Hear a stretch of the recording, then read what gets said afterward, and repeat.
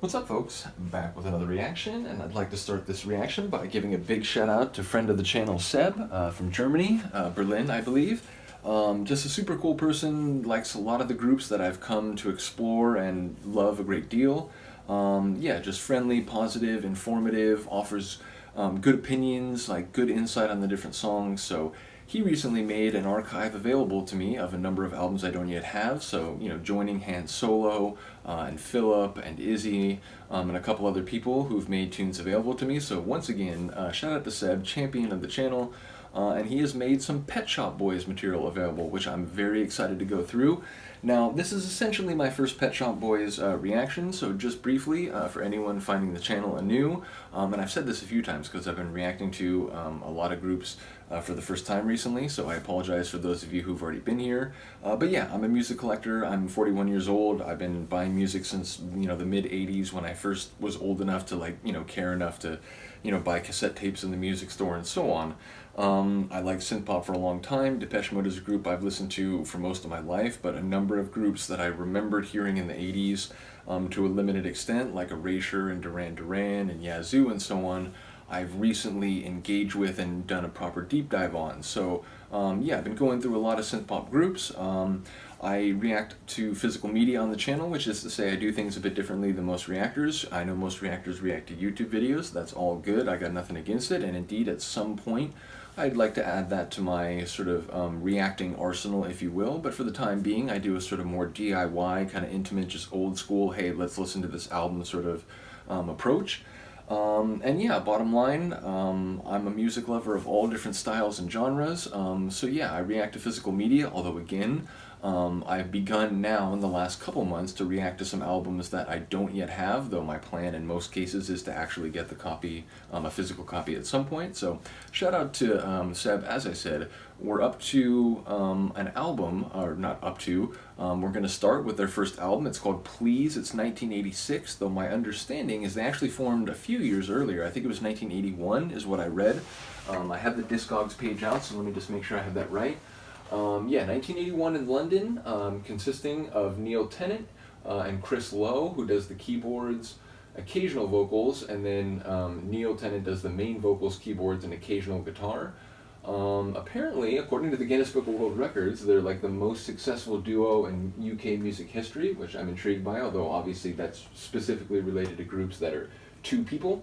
But yeah, Please, as I said, is their first proper album, although it does look like they put out a cassette tape of promo material a few years earlier. So yeah, those of you who are just finding my channel for the first time, when I react to a tune that, as far as I know, I haven't heard before, I just speculate about the title for a minute or two, and indeed, if I react to a tune I do know, I usually spend a minute or two talking about the lyrics, or at least the way that my brain has interpreted it, although I should say, even in songs I know, my interpretations are never, definitive or authoritative. I just talk about the way that I've understood the lyrics and thought about them over time, whether that's a shorter period of time or in some cases much longer. And again, if I don't know a tune, I'll just think about the title for a minute. It's just a way to get my brain working, think about possible interpretations, possible themes that may come up. So that if I hear a line, I can very quickly sort of, consider whether it's relevant to any of the interpretations that already came to my mind just based on the title. And the first song on their 1986 album, Please, is called 2 divided by 0, which I'm very fascinated by. Look, I'm a historian. I got a minor in anthropology as an undergrad.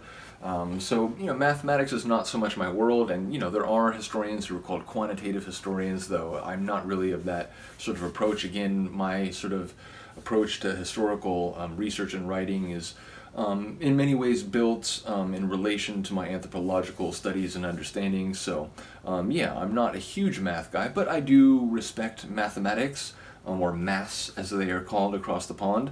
But yeah, I'm not extremely proficient. I took college level algebra and I think like a trig class, logarithms and so on. But bottom line, I'm not a huge math person, but I'm savvy enough to know that you can't really divide by 0. It's an undefined answer that you will get if you try to divide any sort of integer or other number by 0.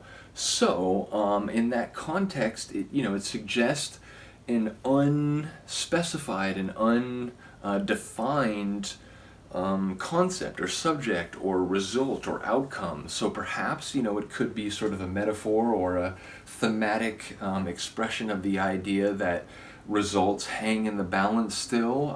The ultimate outcome is yet to be determined.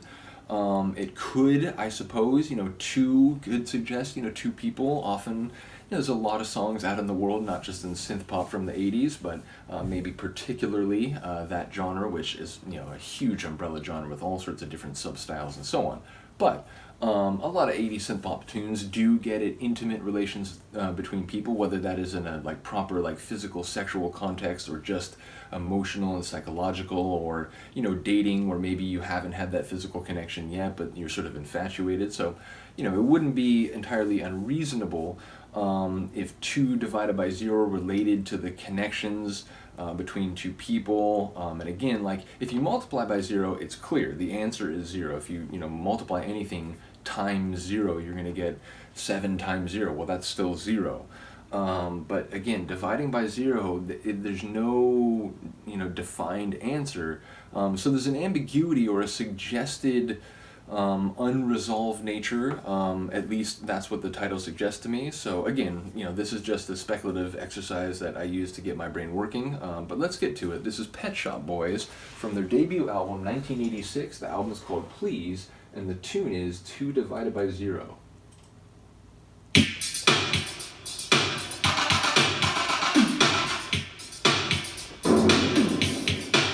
Percussive, syncopated, feels like we're warming up. Maybe gonna have a sort of dancey groove. Divided by 0, 0, 2, divided by 0, 0, 0. Got pocket. We'll catch the late train. I've got enough money. Chords. Pay on the way. When the postman calls, he'll deliver the letter. I've explained everything. It's better that way. I love this. Number 1, his voice is great. Number 2, the emotion in these pads. It's better to go sooner. Better to go sooner. We'll catch a plane to New York, get a cab going down, cross the bridges and tunnels, straight into town. You set a scene for me there. We'll be miles away on another continent and another day. Let's not go home or call it a day. You won't be alone. Let's run away.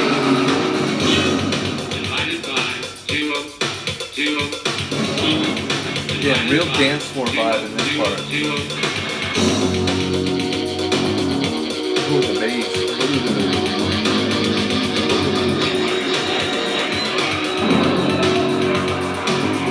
A lot of sort of incidental noises. Almost like psychedelic. It's so sonorous and beautiful.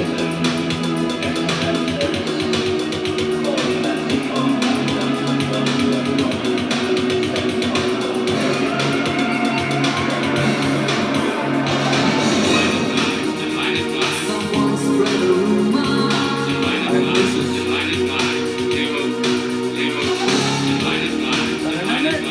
Better to go sooner.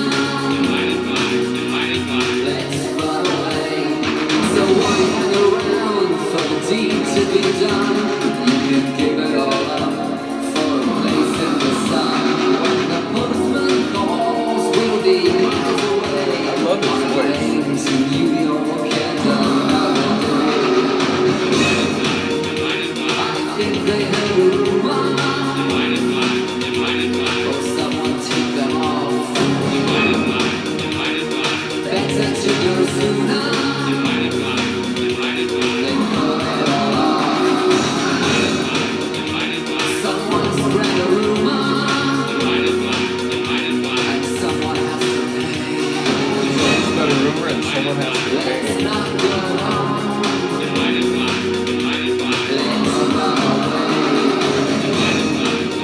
away.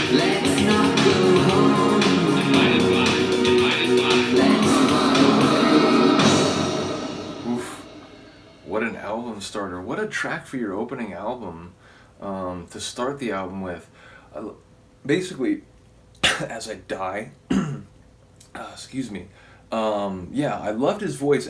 It's funny, I was thinking, and again, when I make these kind of comparisons, it's just meant to sort of like help myself kind of understand what I'm hearing and what I'm thinking. These are never meant to be insults in either direction. But there were a couple moments where I was feeling like it reminded me a little bit of Mark Allman's voice from Soft Cell. Then there was another moment where it reminded me of like Moby at his most melodic. So again, that's not meant to be an insult. Hopefully, no one takes either of those comparisons to be as such. But yeah, I really did enjoy his voice, and it has this sort of like, again, nasally might sound like an insult. I don't mean it that way, but it sounds kind of like higher in his head. And yeah, it fit the atmosphere perfectly. And speaking of atmosphere, those like synth kind of pad like emotional parts, those were my favorite. Really kind of dramatic. And sort of emotionally evocative, and then again the sort of that constant sort of synth kind of dancey like percussive scheme, or like drum machine percussive scheme. It very much had that classic sort of 80s synth pop feel. So yeah, very promising. I don't think I've heard the song before. I will say the one part of the song that maybe I wasn't thrilled about was the title like sample, the 2 divided by 0, the sort of I don't know, it sounded like that computer voice, like a Stephen Hawking's voice, famous that he used. But yeah, I don't know exactly the provenance of that. My only complaint about it is I think it's maybe overused. I don't mind it like in that kind of rhythmic spot, and again, it was one of many like sort of arrhythmic, sort of incidental vocal or like sound layers that were not like strictly speaking musical, but sort of added to the, again, almost like psychedelic atmosphere. I just felt like that one layer was maybe a little bit overused, but still, it was a really cool song. I enjoyed it a great deal. Yeah, his voice and the sort of pad like emotional synths in particular. So yeah, once again, shout out to Seb. I'm very excited to go on this journey. I mentioned the one tune that West End Girls, I know, and I believe that's the next tune on this album, so that'll be cool because again, it's a tune I do remember hearing back in the day, and I've actually heard it more recently, and it sort of was one of the reasons that I was like, man, I'd be interested in doing that. And then at some point I talked to Seb and he was saying that he's a fan, so it was sort of serendipitous, as they say.